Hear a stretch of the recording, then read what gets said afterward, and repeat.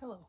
I'm still in my pajamas. It's like 9 a.m. I've really been enjoying having like really slow starts to my mornings in the summer because, school year, 5 a.m. alarm goes off. I get out of bed. I get in the shower immediately, all that fun stuff. But today I want to talk to you about something a little bit different. I'm not really talking about books. I'm not really talking about movies, although I kind of am on kind of a tangential situation. Today I want to talk about how much I hate subscription services, the entire subscription service model, as well as things automatically coming into my bank account. So I am 27 years old. I'll be 28 in a little bit less than a month. And the only thing at this point, the only thing that automatically comes out of my bank account is Spotify. Now I have kind of made some concessions with this. There are some apps that I have purchased yearly subscriptions to. I did get Fable Plus, and there was something else. It was Happy Scale. And yearly subscriptions don't generally bother me quite so much, especially when it comes, I don't know, when it comes to apps in general. I feel like if we are going to be using the natural evil of an app, I hate an app. if we are already using the evil of an app, we might as well get a second evil in there too.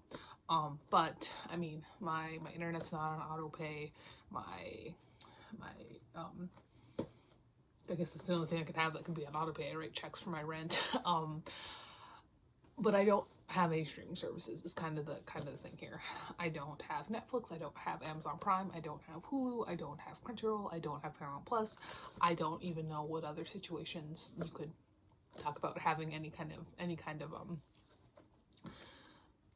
subscription service for. Those are just kind of the normal ones. Those are the ones that I've either had before or have heard of. And what I do then is of course, I watch DVDs. I mean, I think you've all seen my terrible CRT TV. I love it though, I really do. And I do think that a lot of slowing down and moving back and moving away from having everything be so online all the time. I realize, granted, like a good chunk of my hobbies take place on my computer. But I have deleted a vast majority of my social media apps off of my phone. I don't have Twitter. I don't have Facebook. I don't have Instagram. I now don't really use Instagram because it's primarily a phone thing. I guess you can technically go on there on your computer and you can post stuff on your computer, but who the hell is on Instagram on their computer? I suppose I could. I know like every so often I have to hop on there to get like a really old picture, something like that, because back when I was in high school, I mean, that was the great era of Instagram where you just take pictures of random shit and you just throw it up there. But now, like, the only social media apps I have on my phone are I have Snapchat, I have YouTube, and I have what else do I have? Discord and Reddit. And so I was thinking here, and the whole reason I decided to make this video is because this year, and I believe it was in January, my Microsoft Office stopped working. My Microsoft Office is where I would write all of my stuff. I do all of my writing in Microsoft Office. I do all of my spreadsheets in Microsoft Excel. I don't like Google Drive. I want it to be on my fucking computer in my fucking house. And that's how you can tell I was raised by a tech guy, like a genuine tech guy, not a tech bro, like an IT guy.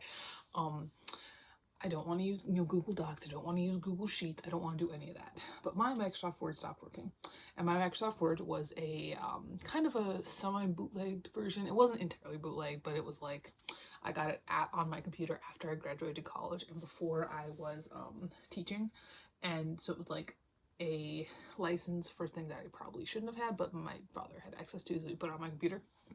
But it stopped working. And so I was doing some digging around. I looked it up online, like, what do I do? How do I fix this? And one of the things that suggested was just uninstall and reinstall. I'm like, yeah, duh. Why didn't I think of that? Unfortunately, then it needed an activation code, which I didn't have.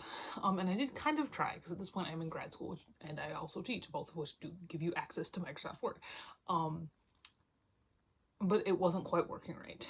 And so the only way I was going to be able to get this to work expediently, because, I was actively trying to write stuff, that's why I was trying to open it in the first place, I would have to purchase an annual subscription to Microsoft Word. And let me get this straight. If I had been able to just purchase Microsoft Word, like a one-time purchase, I would have done it. I absolutely would have. I even considered like going on some sketchy website and finding some sketchy access code. But that wasn't an option. I mean, the sketchy websites were, but like, you know, just one-time purchase of Microsoft Word was not an option. I could not find it anywhere.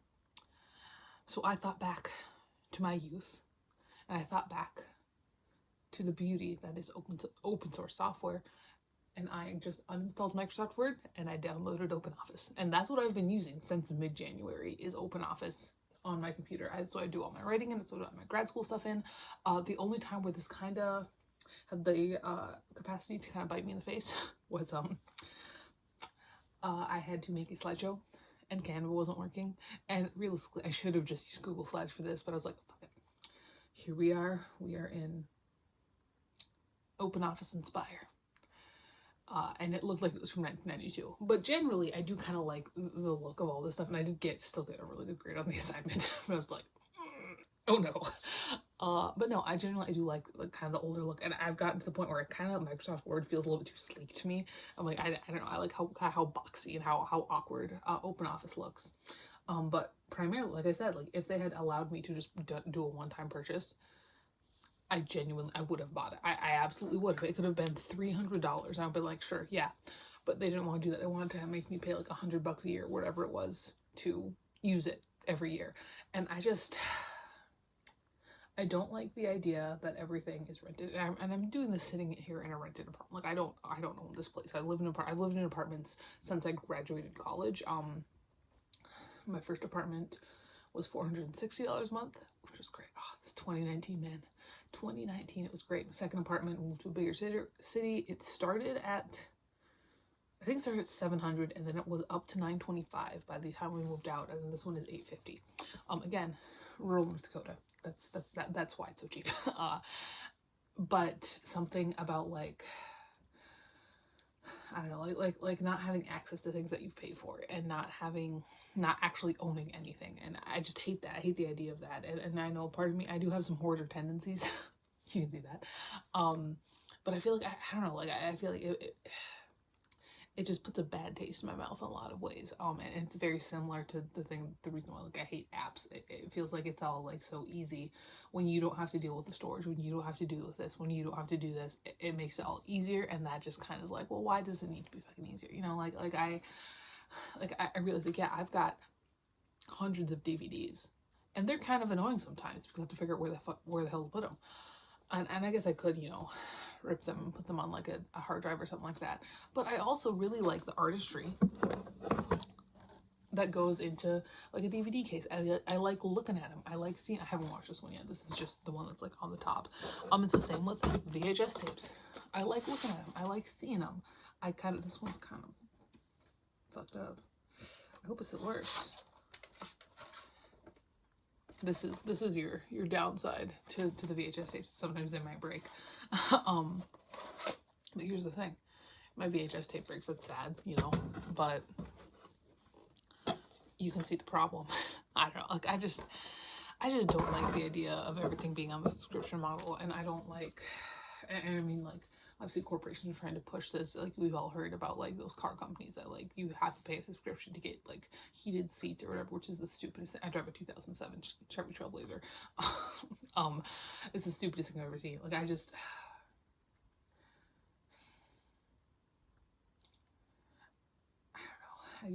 don't like it. I don't like the idea. Look, okay, granted, I make most of my money from my sales from Kindle Unlimited. I don't really like the idea of it. I don't like the idea of Netflix. I don't like the idea of Hulu. I don't like the idea of any of it. I just don't like it. And I don't like it when the money comes automatically out of my bank account. I don't like that either. I like to actually physically see where, like, not physically see it, but like actually like I want to be the one to pay this. I don't want it to just take it out of my bank account. I just hate that. I know it's super convenient for people, but I feel like when we rely so much on convenience, we kind of lose the plot. You know, like we don't need to have that much convenience in everything.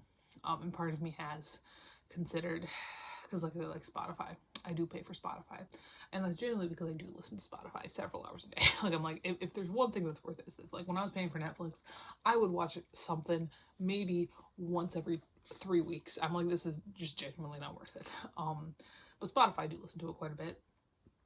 I've thought about it. I've genuinely thought, because you see all those CDs back there. I've thought about just like getting an MP3 player and ripping my CDs and just putting them on the MP3 player. Like I've thought about that.